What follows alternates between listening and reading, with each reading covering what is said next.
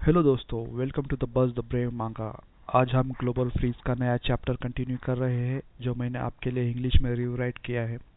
पूरा विजुअल्स और एडिट्स मैंने खुद बनाया है ताकि एक्सपीरियंस स्मूथ रहे। ओरिजिनल मांगा को ऑफिशियल सोर्स से सपोर्ट जरूर करें। चलिए स्टार्ट करते हैं आज का चैप्टर। चैप्टर 2623 फ्रीम्स पास्ट एक का शब्द दर शब्द अनुवाद। इंग्लिश देवनागरी हिंदी है।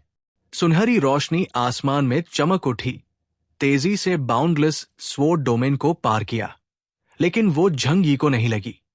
इसके बजाय वो स्पेशल गेट के माध्यम से प्रसारित, ट्रांसमिट हुई और दूसरी दिशा से उसकी ओर ही चली गई। 3 लाइफ टाइम्स ऑफ रीइंकार्नेशन की रोशनी इतनी तेज थी कि वो खुद उससे बच नहीं सकी। दर्पण के प्रतिबिंब, रिफ्लेक्शन के कारण नियम उल्टा पड़ गया। डेथ सॉन्गस्ट्रेस ने ऊपर देखा तो पाया कि कांस्य दर्पण, ब्रॉन्ज मिरर, अब उसके नियंत्रण में नहीं था। जिन 3 प्रकाश किरणों का उपयोग वो दूसरों की आत्माओं को भेदने के लिए करती थी, वे अब अद्वितीय सटीकता के साथ उसके अपने शरीर पर छप गई थी। तुम मौत से डरते हो, तुम लालची, इनसेशेबल हो, तुम्हारी पारिवारिक संपत्ति पूरी तरह से बर्बाद हो गई है, उसकी रक्षा चरमरा गई, उसकी शक्ति कम हो गई और उसकी क्षमताएं सीधे सील कर दी गई। एक क्षण के भीतर वो अपने ही न्याय, जजमेंट द्वारा सब कुछ खो बैठी। उसके यांत्रिक चेहरे पर आश्चर्य की एक झलक दिखाई दी। झंग यी निश्चित रूप से इस संक्षिप्त अवसर को हाथ से जाने नहीं देते। झंग यी ने अपना पैर पटका, जिससे अखाड़े, अरीना में तलवारों की परछाइयों का एक सैलाब उमड़ पड़ा। एटर्नल जजमेंट स्वॉर्ड ने उसके दिल को भेद दिया, उसे और उसके पीछे के कांस्य दर्पण को शून्य, वॉइड में बांध दिया। नेदरवर्ल्ड की काली धाराएं भीतर उमड़ आई, उसके शरीर के भीतर के नियमों की अजीब आग को उखाड़ दिया और उसे शून्य में जमा कर दिया। डेथ सॉन्गस्ट्रेस की पलकें थोड़ी कांपी। उसने अपने सीने पर तलवार के ब्लेड को देखा, फिर दरवाजे के बाहर सेरेनेड बजा रहे यांत्रिक आदमी की ओर देखा। उसके होंठ थोड़े मुड़े, जिससे एक बहुत ही हल्की मुस्कान दिखाई दी, जो किसी प्रोग्राम के लिए कैलकुलेट करना असंभव लग रहा था। तुमने बहुत देर कर दी। आवाज बहुत धीमी थी और फिर पूरी तरह गायब हो गई। कांस्य दर्पण चकनाचूर हो गया, ऑर्केस्ट्रा खामोश हो गया, नर्तक रुक गए और पूरा थिएटर एक ऐसी परी कथा की किताब की तरह था जिसे जोर से बंद कर दिया गया हो, पूरी तरह से बेजान। नीला स्वॉर्ड डोमेन धीरे धीरे ओझल हो गया। हवा में तलवार की ऊर्जा के केवल बचे कुचे निशान रह गए। झंग यी ने अपनी लंबी तलवार निकाली, उसके तैक्सू बाथरोब ने उसकी हल्की छाया को छिपा लिया और वो मंच से उतरने के लिए मुड़ा। उसने अपने दिल में कुछ समझ लिया था और जाते समय उसे कुछ खोया खोया सा महसूस हुआ। थिएटर के दरवाजे खुल गए और झंग यी, लाइंग युए और अन्य लोग चेहरों पर मुस्कान लिए बाहर निकले, ऐसे भावों के साथ जो कह रहे थे, ऐसा ही होना चाहिए था। वे इस बात से हैरान नहीं थे कि झंग यी डेथ सॉन्गस्ट्रेस को हराने में कामयाब रहा। झंग यी तब तक जोखिम नहीं लेता जब तक कि बिल्कुल जरूरी न हो। उसकी जीत का चुनाव एक निश्चित परिणाम होता है। झंग यी ने थिएटर स्टाफ को देखा जो अभी भी आगे लड़ रहे थे, तेजी से बाहर कदम रखा और उन सभी को अपने ऑल्टरनेट डायमेंशन में ले लिया। फिर उसने धीरे से अपना सिर उठाया और आसमान की ओर देखा, जहां सूरज पहले ही कुछ धुंधला हो गया था और रात होते ही वो क्षितिज, हराइजन पर चमकता चांद बन गया। एक युमिया का अनाड़ी वर्जन। वे अपने आप में बुदबुदाए। फ्रीमैन उत्साहपूर्वक चलकर आया, उसका यांत्रिक शरीर चरमराहट की आवाज कर रहा था।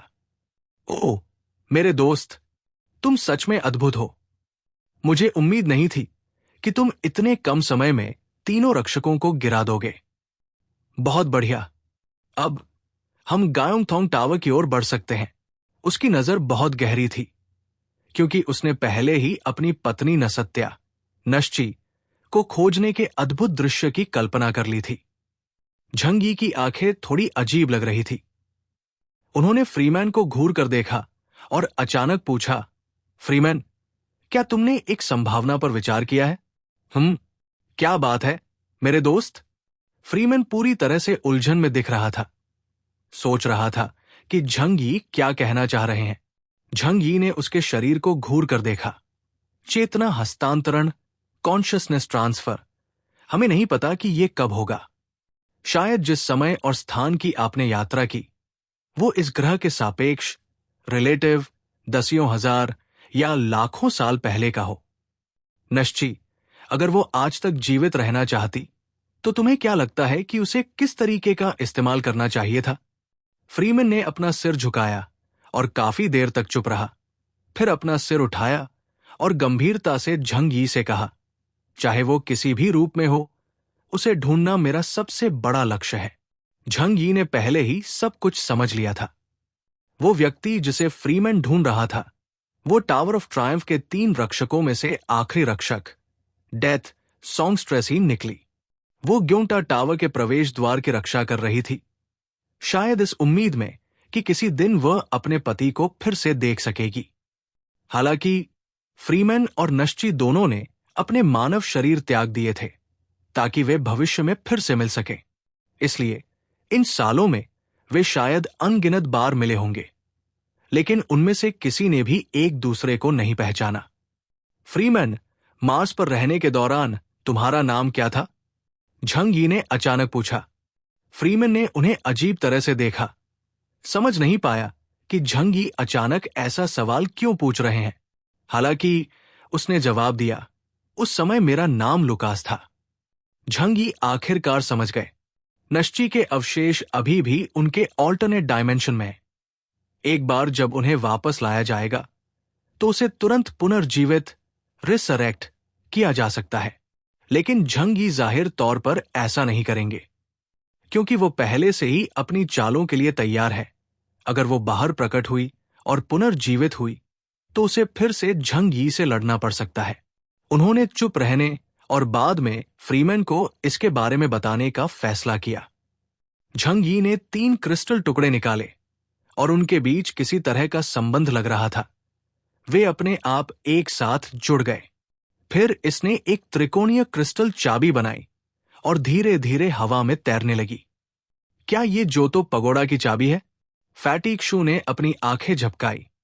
उसके चेहरे पर प्रत्याशा और घबराहट का मिश्रण था और कहा, मंगल ग्रह की सभ्यता के वास्तविक मुख्य क्षेत्र, कोर एरिया में क्या रहस्य छिपे हैं? ये दिलचस्प भी है और थोड़ा डरावना भी। न केवल वह, बल्कि सभी ने अपनी सांसें रोक ली। ये देखना चाहते थे कि 3 चाबी के टुकड़ों के एक होने के बाद किस तरह का चमत्कार होगा। वो चुपचाप हवा में आसमान से बहुत ऊपर मंडराने लगी। तभी उस विशाल कृत्रिम तारे, आर्टिफिशियल स्टार, से प्रकाश की एक किरण नीचे चमकी, जो त्रिकोणीय क्रिस्टल टुकड़ों के आर पार हो गई। एक पल में वो चमक क्रिस्टल टुकड़ों की सतह पर बने पैटर्न के साथ फैल गई। एक तेज रोशनी चमकी और झंग यी ने अपनी आंखें थोड़ी सिकोड़ ली। जब वे फिर से सब कुछ स्पष्ट रूप से देख सके, तो उनके सामने एक विशाल स्पेशल पैसेज, स्थानिक मार्ग दिखाई दिया। त्रिकोणीय चाबी धीरे धीरे नीचे तैर कर आई और झंग यी की हथेली में वापस आ गई। फ्रीमैन ने स्थानिक मार्ग को ध्यान से देखा। उसकी आंखें लालसा से भरी थी। मैंने 20 साल इंतजार किया है और आखिरकार ये यहां है। नश्ची, मेरा इंतजार करो, मैं आ रहा हूं। वो इतना उत्साहित था कि वो सीधे अंदर जाना चाहता था, लेकिन झंग यी ने अपना हाथ बढ़ाकर उसे रोक दिया। सावधान रहो, कौन जानता है कि अंदर क्या खतरे छिपे हैं, या शायद तुम इस क्षेत्र से काफी परिचित हो। झंग यी ने उसे घूरते हुए पूछा। फ्रीमैन, जो अब पूरी तरह से होश में था, थोड़ा शर्मिंदा होकर बोला, नहीं, ऐसा नहीं है, मैं बस थोड़ा उतावला हो गया था। सोचिए, अगर आप मेरी जगह होते, 20 साल से किसी खास जगह पर जाने का इंतजार कर रहे होते, क्या आप भी उतने ही उत्साहित नहीं होते जितना मैं अभी हूं? झंग यी ने कोई पक्का जवाब नहीं दिया, बस हल्के से कहा, सावधान रहना ही सबसे अच्छा है। चैप्टर 2624 फ्रीम्स पास 2 का शब्द दर शब्द अनुवाद, इंग्लिश देवनागरी हिंदी है। झंग यी ने म्यू यान की ओर देखा, जो भीड़ में बहुत कम बोल रही थी। म्यू यान, इन सबको शैडो रियल में ले जाओ। हालांकि म्यू यान स्पेशल शॉकवेव के हस्तक्षेप, इंटरफ्रेंस से नहीं बच सकती थी, लेकिन वहां झंग यी की सुरक्षा होने के कारण न्यूरन के लिए उन पर हमला करना मुश्किल था। ये बाहर बिना किसी लक्ष्य के इधर उधर घूमने वाले लोगों के एक बड़े समूह से बेहतर था। म्यू यान ने धीरे से सिर हिलाया, तुरंत शैडो में बदल गई और फिर अपना बड़ा थैला, पाउच खोला और सबको अंदर ले लिया। झंग यी अभी भी थोड़े बेचैन थे, इसलिए उन्होंने लिंग को, जो एक टॉप लेवल योद्धा थी, अपने साथ ले लिया। तभी उन्हें चैन मिला। एटर्नल स्वॉर्ड ऑफ जजमेंट को थामे हुए उन्होंने डायमेंशनल गेट में कदम रखा। आंखों के सामने रोशनी चमकी और जब उन्होंने फिर से आंखें खोली तो नजारा बाहरी दुनिया से बहुत अलग नहीं लग रहा था। इमारतें अभी भी वैसी ही इमारतें थी, लेकिन रोशनी और परछाई, लाइट एंड शैडो थोड़ी बदल गई थी। जो जोतो टावर कभी दूर और पहुंच से बाहर था, वो अब साफ दिखाई दे रहा था। झंग यी ने अपना सिर उठाया और आगे देखा। उन्होंने जो मीनार देखी, वो बाहरी दुनिया से देखी गई मीनार से साफ तौर पर अलग थी। मीनार अभी भी वही थी, दूर और विशाल, क्षितिज, हराइजन तक फैली हुई और ऊंचे बादलों में गायब होती हुई। लेकिन उन्हें कुछ अलग दिखा। चेन, जंजीरें। टावर ऑफ ट्रिब्यूलेशन की मीनार से मोटी जंजीरें मकड़ी के जाले की तरह फैली हुई थी, जिसने पूरे विशाल संसार को ढक रखा था। झंग यी की नजर धीरे धीरे जंजीरों का पीछा करते हुए ऊपर की ओर गई। तभी उन्होंने वास्तव में आसमान में ऊंचा लटका हुआ वो आर्टिफिशियल स्टार, कृत्रिम तारा देखा, जो अंदरूनी दुनिया के ऊर्जा स्रोतों में से एक था। वो पूरी तरह से काली जंजीरों में लिपटा हुआ था, जैसे कोई बंधा हुआ कैदी हो या कोई पिंजरा जो अपराधियों को कैद करता है। कोई आश्चर्य नहीं कि झंग यी को बाहर रहते हुए हमेशा ये महसूस होता था कि ये कृत्रिम तारा बहुत ही अवास्तविक, एथेरियल है। पता चला कि इसका असली रूप वास्तव में इसी आंतरिक स्थान, इंटरनल स्पेस के भीतर था।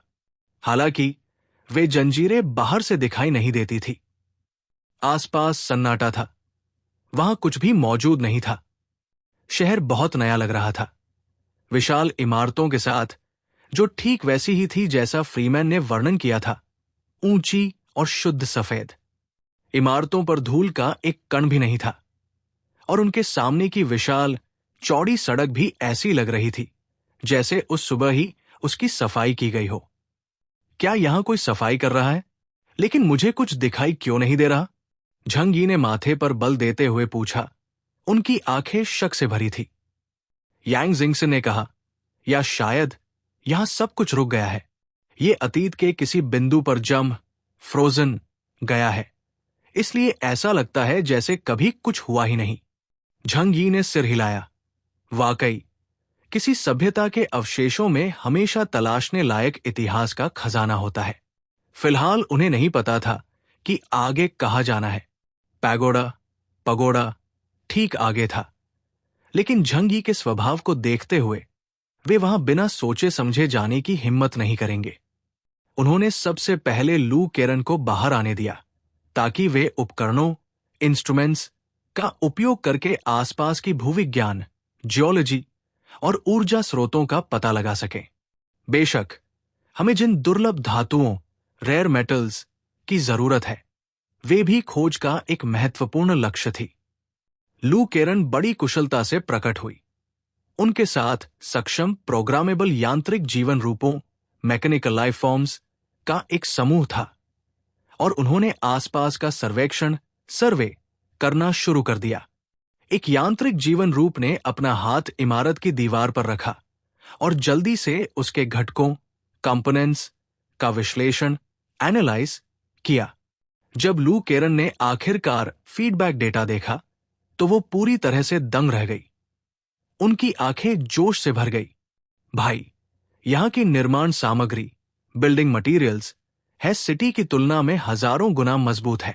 अगर डेथ ऑफ लव इस पर सीधा प्रहार भी करे तो भी इसे नष्ट करना मुश्किल होगा। झंग यी हक्के बक्के रह गए। क्या वास्तव में सीमेंट कंक्रीट, रीइंफोर्स्ड कंक्रीट को इस हद तक बनाया जा सकता है?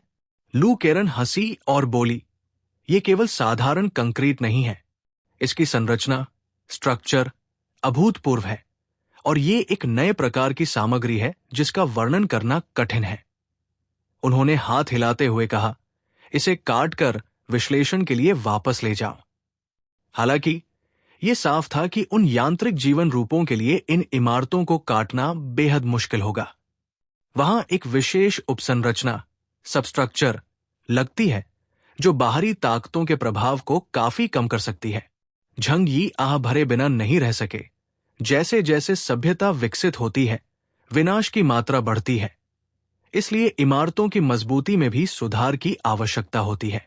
एक ही झटके में उन्होंने एक घर को उखाड़ दिया और टुकड़ों को काटने के लिए डायमेंशनल स्ट्रिंग समाधान का उपयोग किया, जिसे उन्होंने शोध के लिए लू केरन को सौंप दिया। लू केरन को ऐसा लगा जैसे वो खजाने के किसी विशाल पहाड़ में प्रवेश कर गई हो। सभ्यता की हर चीज एक विशाल खजाना है। ये सिर्फ एक ऊर्जा की खान या कोई उन्नत हथियार नहीं है। हमारे पैरों के नीचे की जमीन से, इमारतों की दीवारों से और सड़क के किनारे की लाइटों से हम एक सभ्य तकनीक के क्रिस्टलीकरण की झलक देख सकते हैं। छोटी से छोटी बारीकियों से सब कुछ समझा जा सकता है। लू केरन की आंखों की चमक और बढ़ गई। अगर हम सैंड रेडर्स सभ्यता की तकनीक को पूरी तरह से समझ सकें तो हम आज की दुनिया की सबसे उन्नत सभ्यता बन सकते हैं। हालांकि लू केरन ने उस यह जनजाति के इंजीनियर की जानकारी भी प्राप्त की थी और यह सभ्यता की कुछ तकनीक हासिल की थी, लेकिन सैंड रेडर्स सभ्यता ने एक अलग रास्ता चुना था और इसमें अभी भी कई खूबियां हैं। सबसे महत्वपूर्ण बात यह है कि यह जनजाति की सभ्यता इतनी उन्नत थी कि अगर लू केरन के पास कुछ तकनीकें होती भी तो वे उन्हें दोबारा नहीं बना पाती। दूसरी ओर सैंड रेडर्स सभ्यता वास्तव में देखने लायक है, ऐसी सामग्रियों और वस्तुओं के साथ जिन्हें खोलना और समझना, डिसमेंटल आसान है। उन्होंने हाथ बढ़ाया और निर्माण सामग्री को अपनी हथेली में रखा। शून्य से रूपांतरण, ट्रांसफॉर्मेशन फ्रॉम नथिंगनेस। 2 सेकंड से भी कम समय में उन्होंने पूरी संरचना का पता लगा लिया था। झंग यी को कोई जल्दी नहीं थी। वे बस लू केरन के शोध के आगे बढ़ने का चुपचाप इंतजार कर रहे थे। ये देखकर कि आसपास कोई खतरा नहीं है, उन्होंने यांग जिंगसिन और दूसरों को बाहर भेज दिया और प्रोग्राम टाइप यांत्रिक जीवन रूपों से आसपास के क्षेत्र की जांच भी करवाई। जब समय पूरा हुआ तब भी लू केरन ने सड़क नहीं छोड़ी थी। विभिन्न तकनीकी खोजों ने उन्हें इतना उत्साहित कर दिया था कि वे रात में सो नहीं पाती थी। हालांकि यांत्रिक जीवन रूपों के फीडबैक के अनुसार आसपास जीवन का कोई संकेत नहीं था, यहां तक कि सूक्ष्म जीव, माइक्रो ऑर्गेनिजम्स भी नहीं। क्या सैंड रेडर सभ्यता सच में खत्म हो चुकी है? झंग यी उलझन में दिखे। बाहर कम से कम पौधे और सूक्ष्म जीव देखे जा सकते हैं, लेकिन ज्ञान से टावर के इलाके में बैक्टीरिया तक नहीं पाए जा सकते। ये बहुत अजीब है। यांग जिंगसिन ने दूर जोतो टावर की ओर इशारा किया और शांति से कहा, शायद आप सच खोजना चाहते हैं, इसलिए आपको उस क्षेत्र में जाना होगा। अगर पिछला फैसला सही था और उनके पतन का कारण आत्मविनाश, सेल्फ डिस्ट्रक्शन था, तो इसकी बहुत संभावना है कि यह सभ्यता कई सालों पहले चली गई है। झंग यी ने स्थिरता से कहा, जल्दबाजी नहीं करते, आसपास के इलाके की धीरे धीरे जांच करते हैं। गलत कदम उठाने से बेहतर है कि हम अभी कुछ न करें। हर कोई सहमत था क्योंकि वे झंग यी की सावधानी के आदी थे। दोस्तों, ये था आज का चैप्टर। आपको एपिसोड कैसा लगा कमेंट में ज़रूर बताएं। अगर आप मांगा स्टोरीज एंजॉय करते हैं तो वीडियो को लाइक करें और बस द ब्रेव मांगा को सब्सक्राइब करना मत भूलिए। मिलते हैं नेक्स्ट चैप्टर में। Thank you.